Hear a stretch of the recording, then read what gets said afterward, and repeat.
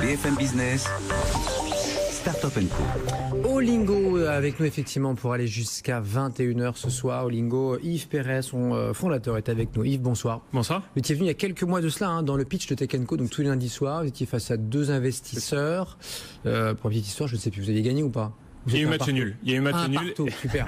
Et chez nous, il n'y a pas de prolongation, il n'y a pas de péno. Donc c'est plateforme donc de séjour linguistique pour le monde d'ailleurs, parce que vous êtes, il n'y a pas de barrière chez vous. Exactement. Vous êtes lancé là-dessus il y a pas longtemps, donc début d'année, c'est tout frais.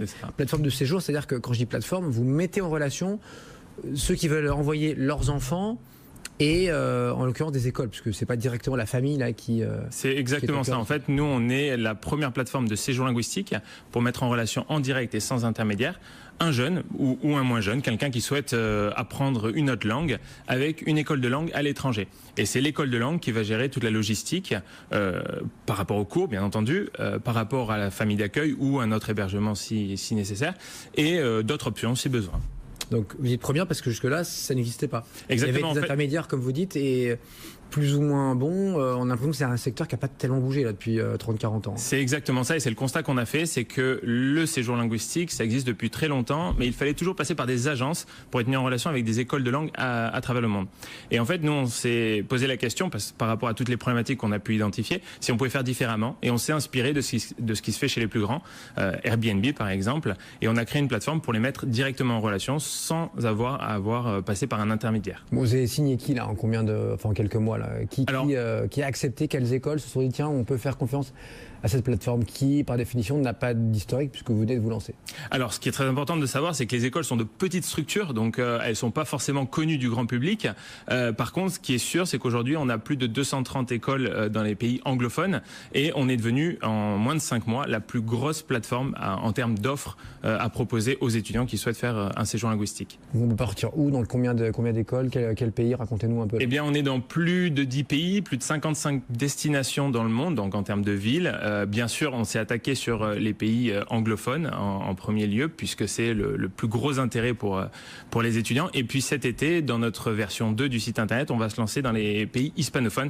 On a déjà signé des contrats avec des écoles en Amérique latine et en Espagne. Anglais, espagnol pour les Français, mais peut-être pour d'autres pays, ça va être d'autres langues, d'autres intérêts, d'autres cultures. Tout à fait. En fait, là aujourd'hui, c'est ça l'avantage de notre plateforme, c'est qu'une fois qu'on a le réseau des écoles, et bien ensuite, il suffit juste d'aller chercher le client, donc l'étudiant qui souhaite améliorer une autre langue, et on va justement, normalement, d'ici la fin de l'année 2018, on est en train de justement chercher d'autres destinations où on pourrait cibler des étudiants qui souhaiteraient faire des séjours linguistiques, notamment dans pays anglophones. Vous avez toute l'Amérique latine, vous avez la Chine, c'est des gros marchés qui sont intéressés aussi par le séjour linguistique. Et c'est toute la difficulté de vos plateformes, c'est que finalement vous avez deux cibles et oui, deux types de clients. Donc B2B, les écoles, les institutions, les collectivités, voilà, essentiellement pour vous des enseignes, enfin des écoles de langue ou qui donnent des cours de langue. Et puis donc le tout venant, les familles qui cherchent à placer leur progéniture. C'est ça. Ces deux cibles, comment on les travaille au quotidien là? Alors, il y a une cible qui est plus facile que l'autre. Les écoles, c'est très facile de les marketer, de les séduire, parce qu'elles recherchent énormément de partenaires pour proposer leurs offres. Elles ont beaucoup de mal, parce que ce sont, je le répète, de petites structures qui ne sont pas capables de marketer tous les pays du monde. Donc, ils font des partenariats avec d'autres agences. À l'époque, c'était des agences, et puis avec nous, maintenant, pour vendre leurs écoles. Par contre, pour la partie étudiant, eh bien, on va essayer de commercialiser ça via déjà notre base de données qu'on a, puisqu'on a une antériorité sur le secteur étudiant, puisqu'on existe depuis 2009, sur d'autres programmes, du stage, du job d'été à l'étranger, mais aussi via les canaux qui se font aujourd'hui, Facebook, Google AdWords, etc. Mais ce qui est très important, c'est que vraiment, on peut pas comparer la même chose. Il y a l'ancien système, il y a l'avant Olingo, l'après Olingo, puisque l'ancien système, en passant par des agences, il y a des problématiques majeures, c'est qu'il n'y a pas beaucoup de choix, les prix sont plus élevés, puisque forcément, on passe par des agences, donc il y a des frais d'agence. Et puis les avis, l'opacité des avis, puisqu'ils ne mettent en avant que des avis positifs. Justement, vous, alors, sans tomber dans la dictature de la note, vous êtes comparé entre guillemets à Airbnb, c'est très bien. Netflix, maintenant tout le monde donne une note. Uber évidemment, les chauffeurs, même les passagers sont notés. Est-ce que on saura que telle école d'Écosse ou au fin fond d'un État américain reçoit bien, fait les choses de bout en bout de la meilleure des manières? On le saura rapidement, ça?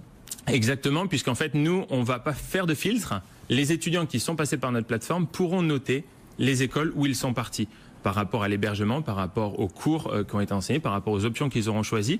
Et nous, on va pas faire de filtre. On va laisser les positifs et les moins positifs pour vraiment guider les futurs acheteurs et leur donner vraiment une vraie accréditation sur la qualité. Quand on réserve sur Booking, par exemple, je prends cet exemple, un hôtel, on est content de voir des étoiles, on est content de voir des avis et souvent, c'est un point sur lequel on va choisir un hôtel plutôt qu'un autre. C'est vraiment là-dessus qu'on souhaite aller dans ce type de plateforme. Olingo, avec un H comme Holidays, H-O-L-I-N-G-O, H-O-L-I-N-G-O, Olingo.